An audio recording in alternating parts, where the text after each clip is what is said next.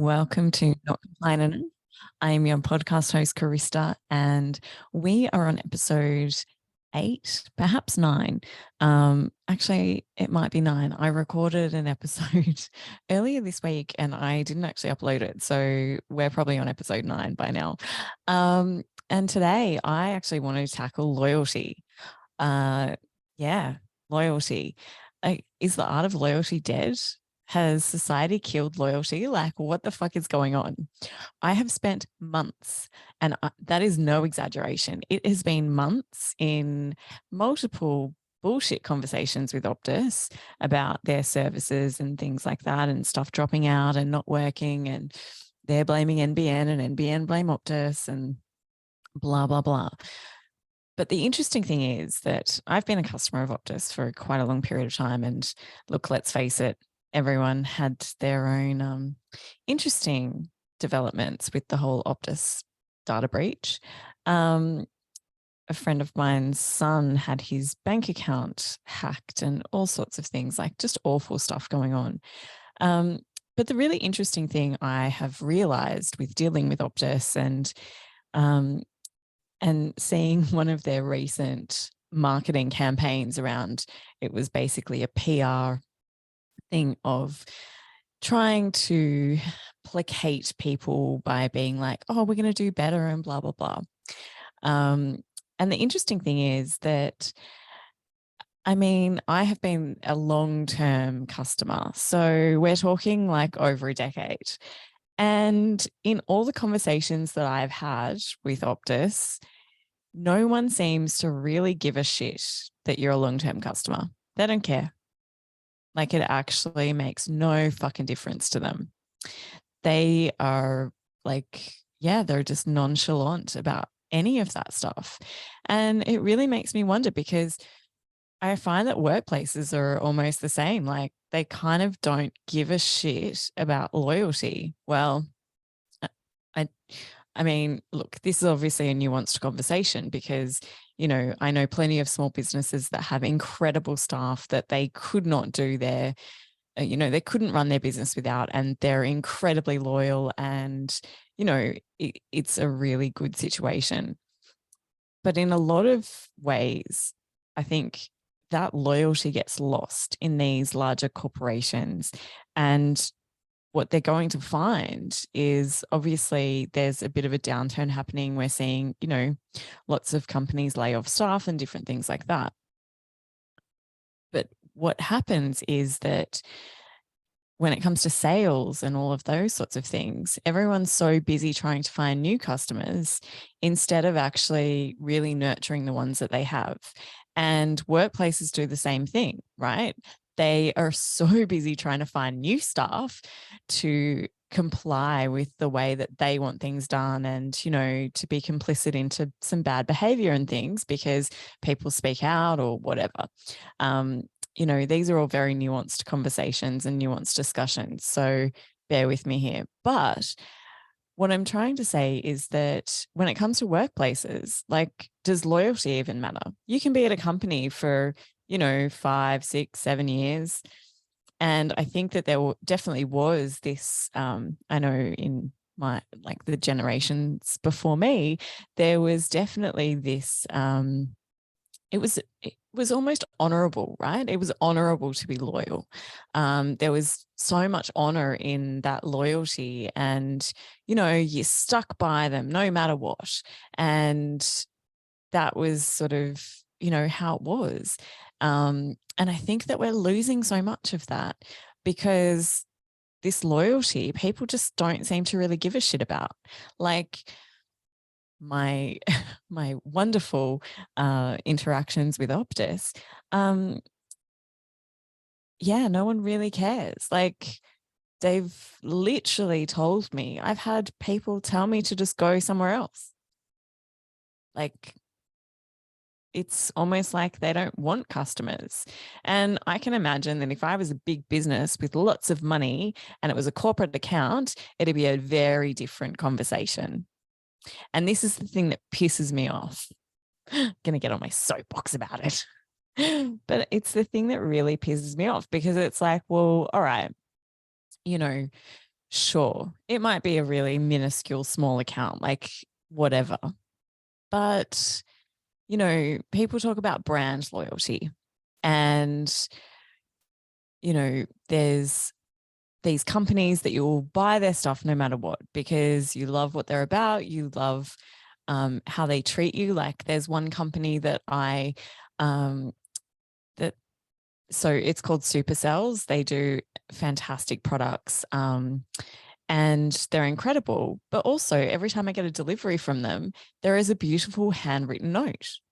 It's like that really beautiful touch that they,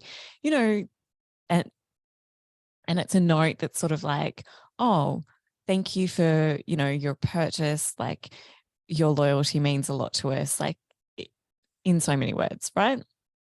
So I think a lot of small businesses understand loyalty. And I think that that's where they do things even, and they're able to scale in a much better way than a big corporation, because big corporations are all about KPIs and money. And, the KPIs actually are in detriment to your customer experience. So, for instance, I was constantly calling up Optus. I was getting their offshore call center, which is fine. I was also then transferred to different areas. And the thing was that in the conversations that I had with them, if that conversation, no matter how long I'd been put on hold for, went to 45 minutes, they either said that they'd call me back, which they never did, or they would just hang up on me. They'd be like, right, so that's it, nothing else. And even if I was like, no, actually, they were like, oh, we're done now. Like, oh yeah, we'll call you back.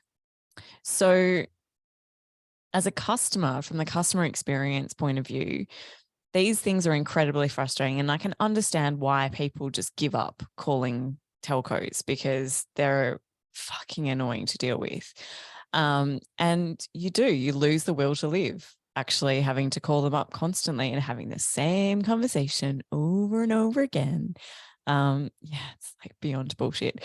But anyway, what I'm trying to say is that if they had actually nurtured those relationships in a much better way, if companies nurture loyalty and truly appreciate it, not just a certificate or this platitudes and paying lip service to how much we appreciate you. And I think that that's the thing that annoys me the most about the most recent Optus advertising that I've seen, is that, they're all about, oh, we appreciate you and we want to do better and things like that. But your advertising campaign is completely incongruent with the customer experience that one has. So it doesn't matter what lip service you pay to it, no matter what words you advertise that you're going to do, if that experience is not viscerally experienced through a customer when they're calling up to, complain about the fact that their internet keeps dropping in and out, or the fact that whenever there's works happening around the area, your phone completely stops working. And then to be laughed at by one of the call center people, and get told, oh, well, we're decommissioning towers in your area. So, what was it? Technology changes, like just go buy a new phone because your phone's 4G and all those towers are being decommissioned, which, I'd be interested to know what crazy tales people get told from people when they're calling up telcos, because I swear to God, I could almost write a book on all the bullshit stories that I've been told in this almost 12-month period of dealing with Optus. So perhaps that's a thing. And, if I don't do that, look, I'm sure there's a book in it for someone. Like, go get out there, go write it. But yeah, if your marketing and your advertising is completely incongruent with the actions that you're taking and the experience that people have in your organization, like dealing with your organization, then and that goes with staff as well. Like if you have a very different experience internally versus the external it all permeates through. It's like culture is not a set and forget. It's an everyday thing. And if you're spouting lies about what you're going to do, I'm not surprised that I'm getting tall tales from your call center, because like it's actually ridiculous. But is loyalty actually dead? Have we killed loyalty? I don't know. Like, I don't know any organization that really gives a shit if you've been a long-term customer, or like that's not a small business, I should add. Because, I feel like small businesses genuinely value their customer. And it's interesting, actually, like I went and I came across this small business. Oh, it would have been a couple of weeks ago now. And like this lady actually used to be an executive assistant to a high profile person in the public service. Let's just say that. And it was so fascinating because in the interactions that my friend and I had with her, she was just like, oh, it's just so nice to deal with lovely people. She's like, I used to just get yelled at work every day, and kind of abused, right? And so it's really fascinating to reflect on that too, because I was in a very similar situation of like, people were nice to your face and they'd bitch about you behind your back, and then you find out about it, and it was just all really cutthroat and awful and quite nasty, and cruel, genuinely cruel. But to deal with different people and to realize that there actually are nice people out there. Like, I think that that's the difference. It's like, it's not fucking hard to be nice. So why can't, that be part of it? And actually valuing people, valuing their loyalty, valuing their custom, like, surely that's what ticks you over. But anyway, who am I to say? But it just really showcases the values of an organization through how they actually interact with their staff. And like I'm speechless in so many ways. But anyway, I've also been reading this incredible book, and if you're watching the video version, and I was watching something yesterday that was saying that not many people do video podcasts. So anyway, if you have this in your ears on Apple Podcasts or whatever, this is also available in video over on Spotify. So not the first couple of episodes, but pretty consistently after that. But anyway, I'm reading this book called Freedom to Think by Susie Alegre. And the tagline is "The long struggle to liberate our minds." And it is fascinating. Like, oh my gosh, it is so fascinating. Let me see if I can bring the page up. But it's just like, honestly, we don't realize just how much our minds and our emotions and everything like that are really influenced by everything that we listen to, everything that we watch, everything that we consume. And like, I just think that that's why there's so much kind of this aggression around, like, particularly in the lead up to the end of the year as well. I know that the last couple of years have been a lot, and people are actually just like, I don't know, I feel like everyone's scrambling to the end of the year and kind of half checked out already and just want to be on holidays. But anyway, this book, Freedom to Think, is incredible. And it says in here, I mean, I just love this line, but it says the online dating business model thrives on continued use, not on successful relationships. Dating apps are only lucrative when they are being used. If you find true love and ride off into the sunset, the app company will have lost its tether on your heart and your value will be limited. Dating apps mine our minds, and they also influence the way we behave, both in terms of how long we give them our attention and the direction in which our desires are guided. Online dating can not only read us, it can also profoundly affect the way we think and feel and the choices we make about who we might like. The dopamine hit of a match drives compulsive swiping, but hours of wasted time laced with feelings of rejection and the sense that people are disposable is a pretty toxic combination in the dark days of winter. I mean, it just makes you think, doesn't it? Because like she's entirely right. Dating apps literally thrive on, yeah, people like being on them. And, you know, so do so many of these social media apps. Like they're essentially advertising companies. Like you don't pay to join them. You a consume, like you are the consumer who is consuming it with your time and being advertised to, and you know, for the most part being content creators on there too, because even if you're not some big content creator, like you're sharing stuff, so therefore you're a content creator, and feeding into their algorithms and whatever else. But I just find it really interesting because it's like, it's almost like dating is equated to like that dopamine hit of matches, right? It's almost like that same thing can be applied into a workplace situation of kind of being like, you know, these relationships almost fizzle out a little bit. And perhaps that's another reason why loyalty isn't really honored as much, because maybe those relationships do fizzle out and they just become toxic, right? And they haven't been repaired. But the interesting thing around so much of that is there's that dopamine hit of the new. And I saw this a lot in quite a few organizations and quite a few situations, in that instead of actually dealing with a problem, they would either move that person into a new team or they would make it their lives incredibly difficult. And if any new person joined the team, so there was basically new blood, they were the favorite, and like the favoritism was just rife. And so it's almost like this same thing of like this dopamine addiction of the new. And sure, there's always a place for new things, 100%.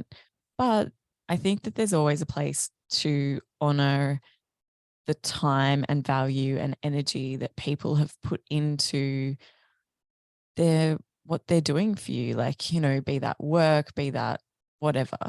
Yeah, I don't know. I just think that like loyalty matters, and maybe I'm on my own there. I don't know. But I just feel like I don't see a lot of loyalty in a lot of places. And yeah, like I don't know how people change that really. Like I just, yeah. I mean, everyone's always like trying to promote brand loyalty, you know, like they want everyone to be brand loyal, like let's be loyal to brand. But if you're not loyal to your customer on their journey, like as soon as you've sold, you're just basically like, whatever, I don't care anymore. I think that that's your downfall. And I think that that's your downfall in a lot of organizations too. It's like you have to nurture those relationships. And if there has been continued struggles in those relationships, it's actually about repairing them instead of discarding them and finding the new fresh blood to, you know, try and fix things, because at the end of the day, it's not going to fix anything and it's just going to make it worse. So anyway, I hope that helps. And even though it was a bit of a circular conversation, I think, yeah, look, it's some things to think about. It's looking at that holistic perspective of not only an employee experience and a company perspective, but also from a customer experience and from that perspective too. So I don't know, is loyalty dead? What do you think? I would love to hear from you. Please like, follow, subscribe, reach out. You can find me on Twitter, on LinkedIn. I'm getting a bit spicy on LinkedIn lately, actually. And yeah, and on Instagram. But please let me know what you think. If any of this resonates, if you've had your own experiences, I would love to hear if you've had some crazy tall tales said to you from a telco or a company, which is completely untrue, that I would be fascinated to know. So please reach out, let me know. I hope you have a great week. Enjoy.